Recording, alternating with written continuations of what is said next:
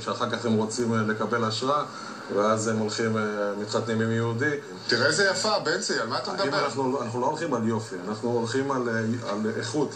ואתה צריך להתחתן עם יהודייה, לא לבייש את הסבים שלך. היא גם לא יהודייה. אתה רואה איך הגענו? את גם לא יהודייה? לא. ובעלך יהודי? כן. והילדים שלך מה הם? יהודים או גויים? כלום. הם לא כלום, הם גויים. ואחרי זה הילדה שלי תראה את הילד שלך ותחשוב שהוא יהודי. רגע, עם קריסטינה יש לך בעיה? כי בלונדינית עם עיניים כחולות וזה הכל על הכיפק, נכון? אני לא גזעני נגד פיליפינים או נגד ערבים. אולי טיפה יש לי בעיה עם גויים, לא דווקא גוי מסוים, גם עם גויים. בנצי המלך. תאילנדים. ערבים. אני אמרתי לך, אני לא גזעני. אנחנו נגד כל הגויים אותו דבר. ולפני שהיית גזעני, היית בן אדם רגיל? אני תמיד הייתי יהודי. צריך לעשות כמעט כלום, רק להדליק נרות שבת ולשמור על הפרדה בין בשר וחלב. דברים בסיסיים. יש לך בעיה? בעיה. אין בעיה, תודה רבה, הנה יהודייה. אנחנו פה לא באנו בשביל לגייר סתם. אנחנו לא נמצא כל סינית ברחוב וכל יפנית ונתחתן איתה. לא בשביל זה באנו לארץ.